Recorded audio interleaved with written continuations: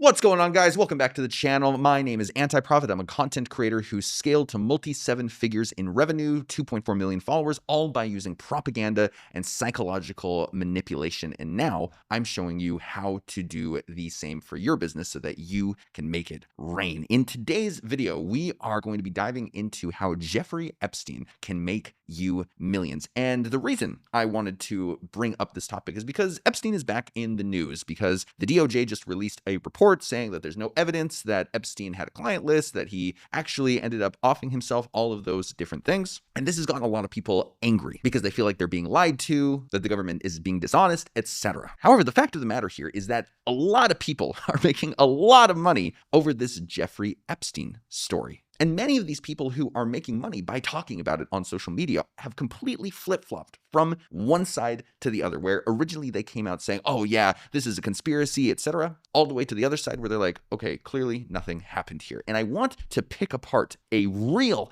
masterclass of this flip-flopping for you to show you that when it comes to you dealing with your customers, you don't actually need to have any consistency whatsoever throughout the duration of a marketing campaign that you put in front of them. People have such short attention spans that you can literally tell them one thing one day and another thing another day.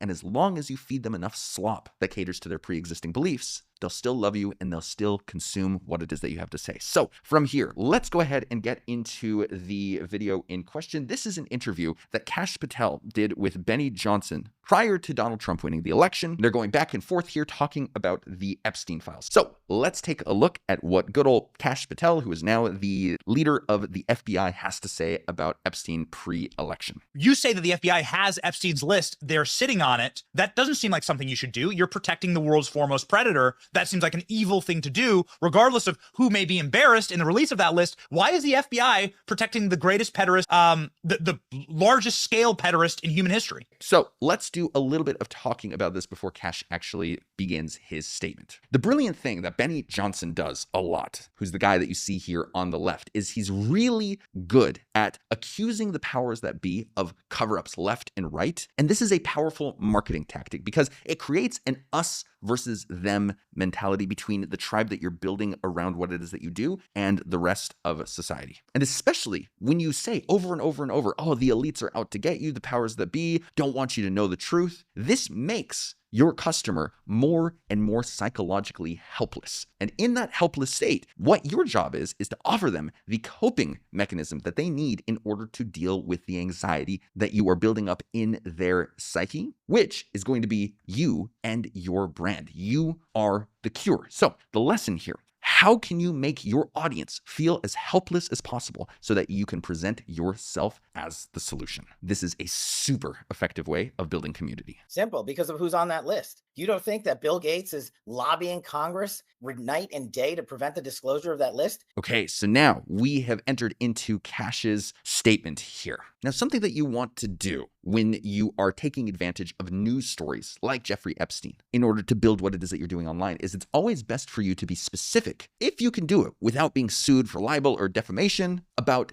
a specific person that is uniquely evil in the eyes of the people who follow you. Now, that last part is important. You can't just make up a random name and say, oh, this is the boogeyman. Like Kash Patel says Bill Gates, because his audience already believes that Bill Gates is a horrible, evil person. Now, the other rule here is just like the fact that you can't pull a random name out of the hat, you also can't give people a name of a person that they like. Because if you lead with that and say, hey, this person is probably on the list too, but this person happens to be someone that you like, this is going to piss off your audience and they're not going to want to buy from you. A great example of this is the fact that when this clip was released, like they weren't talking about Trump, right? Trump is on Epstein's flight logs 7 times. There are pictures of them together. Epstein is on recording saying he was Donald's closest friend for 10 years. However, if Benny or Kash were to say that here in this broadcast, their audience would literally eat them alive. You have to focus on the people that your audience already hates, or this tactic does not work. Even if you get the name of a person that isn't involved with Epstein whatsoever, let's say Hunter Biden, right? If these guys were to say, oh yeah, turns out Hunter Biden is on that list and he's definitely lobbying for this to be taken off. Hunter Biden has no relation to Epstein whatsoever, but because the audience already hates Hunter Biden, you can pull that name out of the hat and it works just as well because the audience already hates him. So the lesson here, how can you do market research to figure out who your audience hates and use that hatred to further strengthen your tribe? That's the name of the game that we're playing here. What the hell are the House Republicans doing? They have the majority. You can't get the list? You're going to accept Dick Durbin's word or whoever that guy is as to who is on that list and who isn't, and that it can and can't be released? Put on your big boy pants and let us know who the pedophiles are. We have an election coming up and we need to adjudicate this matter at the polls. Okay, so there are two brilliant things happening here. Number one is the fact that you can call out people on your own team as well. You notice Cash is calling out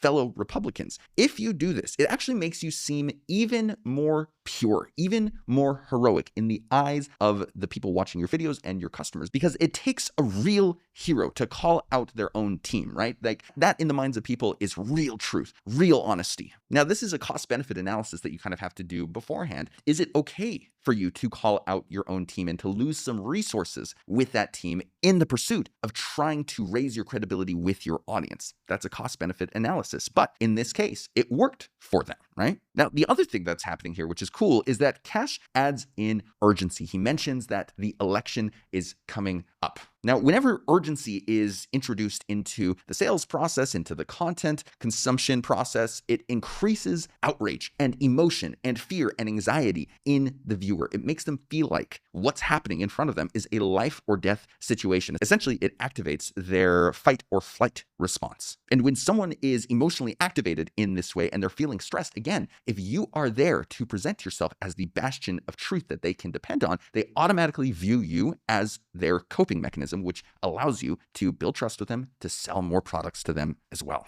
So the lesson here in this clip, how can you strategically, number one, find someone on your side of things to call out so that you can take away their social capital in order to build up your own? And number two, how can you add in urgency, a literal time deadline by which a problem needs to be solved by, with stakes that feel like they're literally life and death in the eyes of your audience and your customer for the purpose of getting them to take the action that you want them to take. Out. This is why America hates Congress. And this is why I'm tired of the Republican majority saying they're going to get the job done and failing. Okay, so that's what he has to say there. And again, the brilliant part is that you can completely change your tune later on and your customers literally won't care. And I think the best example of that is this clip that just came out a few weeks ago of Kash Patel. Once he was already inside of the Trump administration, he's already leading the FBI, and Joe Rogan asks him about the Epstein disclosure. Let's take a quick look at this to demonstrate what it is that I'm talking about. Again, logical play out. If there was a video of some guy or gal committing felonies on an island and I'm in charge, don't you think you'd see it? Right, if you have it. Right. But you can't say that you have it. No, we're giving you everything we have. And is there video from the island? Not of what you want. All right, so you see what's happened here. Literally just a few months later, in power, completely flip-flops on the messaging around Epstein based on what is politically convenient. The beauty here is that no one cares about what you say from one day to the next. You can say or do whatever you want as long as you give your customers enough slop to feed their pre-existing beliefs outside of, let's say what's going on with Epstein. You give them something related to immigration. You give them something around being proud to be white. You just give them enough of that slop and they will forgive you for flip-flopping on things that they thought they deeply cared about. Because the truth here is that everyone is so demoralized by propaganda at this point, coming from all directions, that never ends up delivering, that they have given up on trying to make sense of reality or truth. Now, really skilled propagandists, either in the realm of politics or in the realm of business, use this to their advantage and actively change their story on purpose in order to wear down the listener who is actually inside of their audience to make them more submissive. So the lesson here is, number one, how can you take advantage of the cultural demoralization inside of our society in order to sell more products? And number two, how can you demoralize your own customers as much as possible without losing them by giving them enough of the slop that they actually need from you in order for them to continue to like you, because of the fact that they are too lost on their own to navigate the world without you. Now that I've given you a glimpse into how to use propaganda to sell like crazy, you still have no idea how to set up the content creation systems to actually do this at scale. If you want me to show you the exact workflows you need to pump out content like crazy in order to sell like crazy, then click on the link in my bio and I will show you exactly that.